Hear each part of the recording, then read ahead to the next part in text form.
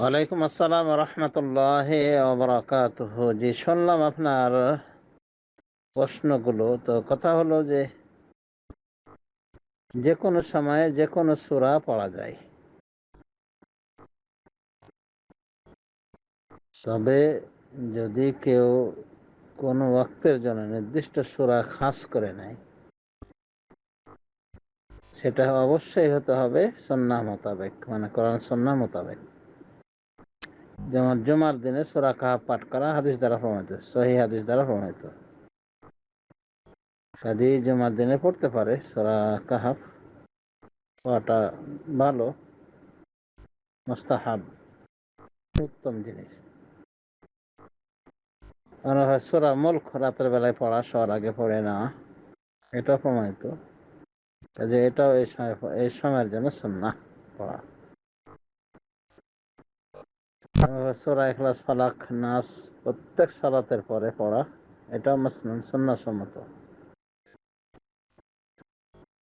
এইভাবে যেগুলো সুন্নাহ দ্বারা প্রমাণিত হয়েছে, এই সূরাগুলি পড়া যেতে পারে। যেভাবে পড়ার আদেশ হয়েছে ওভাবে পড়তে হবে। বাকি অন্যান্য সময়ের জন্যে নির্দিষ্ট কোনো সূরা খাস না করে যে কোনো সূরা যখন তার মনে হবে, বা কোরআন খতমের নিয়তে সে পড়তেছে, বিভিন্ন সালাতের পরে পরে পড়তেছে,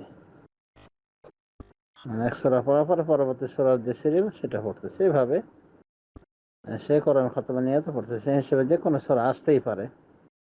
ফজরের টাইমে এক সূরা, জোহরে আর এক সূরা, আসরের টাইমে আর এক সূরা, মাগরিবের টাইমে আর এক সূরা, এশার টাইমে আর এক সূরা আসতেই পারে। এভাবে তাতে কোনো সমস্যা হবে না, কিন্তু নির্দিষ্ট করে খাস করে না যে আমি মাগরিবের পরে এই সূরা পড়বো, আর বিশেষ করে সূরা ইয়াসিনকে বেশি প্রায়োরিটি দেওয়া, যে এটা পড়লে আমার এই হবে, সে হবে, 10 খতম কোরআনের সওয়াব হয়ে যাবে। তো এরকম কিছু নিয়েতে সূরা ইয়াসিনের গুরুত্ব দেওয়া বেশি, এগুলো সঠিক নয়। কারণ মুহাক্কিক উলামায়ে কেরাম মনে করে সূরা ইয়াসিনের কোনোই ফজিলত প্রমাণিত নয়। তবে নিঃসন্দেহে কোরআন কারীমের সূরা হিসেবে সওয়াব তো পাওয়া যাবেই, তবে খাস করা যাবে না।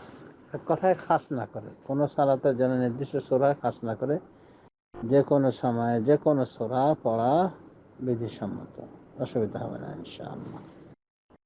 আশা করি উত্তর পেয়েছেন, বারাকাল্লাহু ফিক। আর তাসবিহ যখনের বিষয়টা, ডান হাতে তাসবিহ যখন করা, এটাই হলো সুন্নাহ। হাদিসে বলা হয়, সুনান আবু দাউদ হাদিসে, কানা ইয়াকিদু তাসবিহা বিয়ামিনিহি, নবী সাল্লাল্লাহু আলাইহি ওয়াসাল্লাম তার ডান হাতে তাসবিহ যখন করতেন।